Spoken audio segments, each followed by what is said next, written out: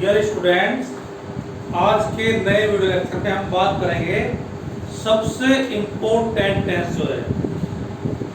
जो टेंस के total part 12 होते हैं, वह टेंस 3 होते हैं: प्रेजेंट, वर्तमान काल, पास्ट भूतकाल, पास्ट टेंस भूतकाल, फ्यूचर टेंस भविष्य काल। लेकिन फिर 4 पार्ट हो जाते हैं, जिस तरह प्रेजेंट के 4 part: present indefinite tense, present continuous tense, present perfect tense, present perfect continuous tense. इसी तरह से पास्ट के 4 पार्ट और फ्यूचर के 4 पार्ट। तो इस तरह से जब इन पार्ट में बात करते हैं तो पार्ट में 12 हो जाते हैं, 12 हो जाते हैं, 12 हो जाते हैं। आज हम बात करेंगे सबसे इम्पोर्टेंट टेंस जो है, पास्ट इंडेफिनिट टेंस। आप देखेंगे कि इस टेंस में कितनी विविधता है, कितना चेंज है, कितना परिवर्तन है इस टेंस में। एक सेंटेंस कुछ अलग तरह से बना है, दूसरा अलग तरह से बना हुआ है। इसमें हैबिचुअल एक्शन का कार्य यूज टू से बनता है हमेशा, जैसे जिस तरह से वह स्कूल जाया करता था, he used to go to school. लेकिन जो सिंपल वाक्य है वो सेकंड फॉर्म से बनता है, जिस तरह वह स्कूल गया था, ही वेंट टू स्कूल। इस तरह से मान लिया सेंटेंस में और भी कई तरह के सेंटेंस है, सभी तरह के सेंटेंस बताने वाला हूं आपको।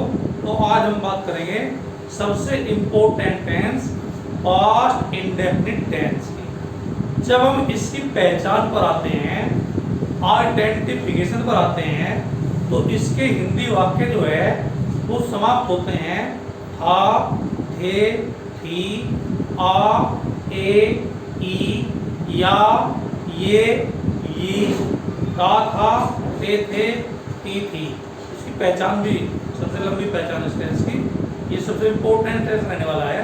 आपको वीडियो को शुरू से आखिर तक ध्यान से देखना है, और यदि चैनल सब्सक्राइब नहीं किया है तो सब्सक्राइब करें, शेयर करें, ताकि लेटेस्ट अपडेट प्रतिदिन आप तक पहुंचते रहे। तो शुरुआत करते हैं। पहला सेंटेंस, पहले हम आपको बताएंगे अफर्मेटिव सेंटेंस, उसके बाद नेगेटिव सेंटेंस, उसके बाद इंट्रागेटिव फर्स्ट टाइप और फिर सेकंड टाइप। देखते हैं पहला सेंटेंस। इस तरह वह कल दिल्ली गया था।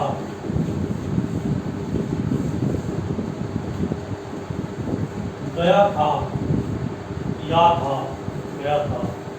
तो सब्जेक्ट चाहे कुछ भी हो, चाहे सिंगुलर नंबर हो चाहे प्लूरल नंबर हो, आपको सभी के साथ सेकंड फॉर्म का प्रयोग करना है।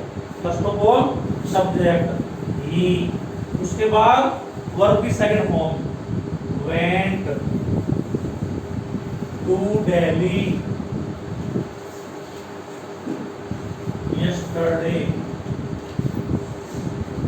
सपोज करो यदि इसमें सब्जेक्ट होता हम कल दिल्ली गए थे, क्योंकि वह सिंगुलर नंबर है ही और हम भी प्लूरल नंबर है, तो भी सेकंड फॉर्म का ही प्रयोग करेंगे। सब्जेक्ट चाहे सिंगुलर नंबर हो चाहे प्लूरल नंबर हो। अफर्मेटिव वाक्य में, पॉजिटिव वाक्य में हर कर्ता के साथ वर्ब की सेकंड फॉर्म का ही प्रयोग करेंगे। एक तो इस तरह के सेंटेंस पाते हैं इसमें आप, जिस तरह उसने हमारी सहायता की थी, ही हेल्प्ड अस। सबसे पहले सब्जेक्ट, उसके बाद सेकंड फॉर्म, उसके बाद ऑब्जेक्ट। ही हेल्प्ड अस, उसने हमारी सहायता की थी, he helped us. Dear student, आपको हर सेंटेंस को ध्यान समझना है और साथ साथ लिखना भी है। देखते हैं, अब दूसरा टाइप सेंटेंस दे लेते हैं। पहला टाइप आपको बता चुका हूं, सिंपल वाक्य, सीधी सी बात है। उसमें सबसे पहले सब्जेक्ट, उसके बाद मेन वर्ब की सेकंड फॉर्म, उसके बाद ऑब्जेक्ट। अंडरस्टैंड? अब देखते हैं,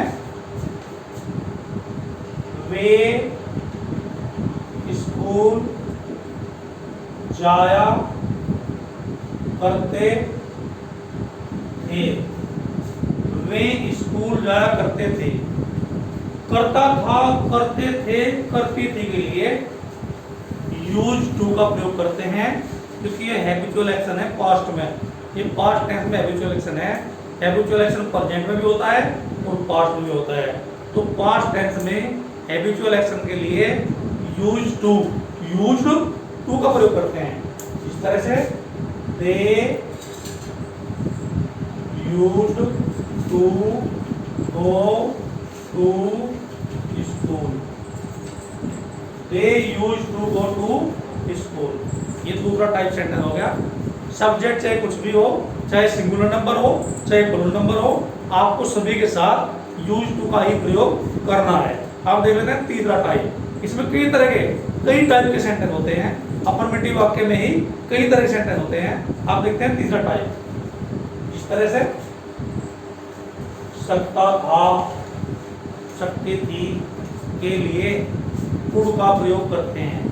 कैन की सेकंड फॉर्म कुड का प्रयोग करते हैं। जैसे वह अंग्रेजी बोल सकता था, ही कुड स्पीक इंग्लिश। यानी सकता था के लिए कुड का प्रयोग करते हैं। कैन की सेकंड फॉर्म कुड का प्रयोग करते हैं। सकता था के लिए कुड का प्रयोग करते हैं। वह अंग्रेजी बोल सकता था, ही कुड स्पीक इंग्लिश। तो डियर स्टूडेंट, आपके सामने तीन तरह के सेंटेंस आए हैं। पहला सेंटेंस जो सीधा सेंटेंस है वो सादा है, वह कल दिल्ली गया था, उसमें सेकंड फॉर्म का प्रयोग करते हैं। दूसरा सेंटेंस करता था, करते थे, करती थी के लिए यूज टू का प्रयोग करते हैं। अब इसमें एक पॉइंट और भी है, यूज टू वाले वाक्य को आप वुड से भी बना सकते हैं। वुड यूज टू के स्थान पर वुड का प्रयोग भी कर सकते हैं। इसे हम इस तरह बना सकते हैं, they would go to school. वाले सेंटेंस है, वह क्रिकेट खेला करता था, he use to play cricket. या आप ये भी कह सकते हैं, he would play cricket. Understand? आप यूज टू के स्थान पर वुड का प्रयोग भी कर सकते हैं। अब देख लेते हैं, तो था, वह क्रिकेट खेलता तो था। तो की इंग्लिश क्या आएगी यहाँ पे?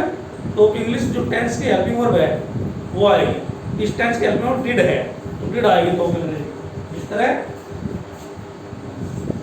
वह चाय पीता तो था,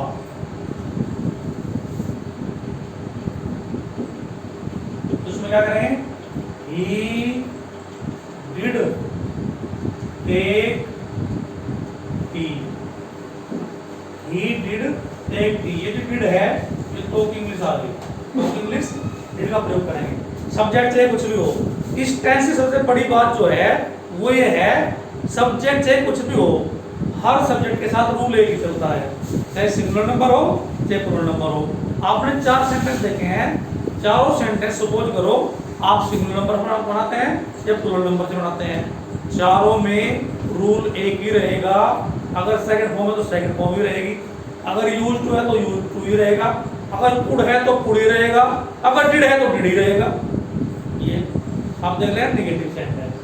नेगेटिव सेंटेंस में डिड नॉट के बाद फर्स्ट फॉर्म का प्रयोग करते हैं। सब्जेक्ट चाहे कुछ भी हो, did not plus first form. इस तरह ऐसे एज फॉर एग्जाम्पल देखिए आप ध्यान से, वह बाजार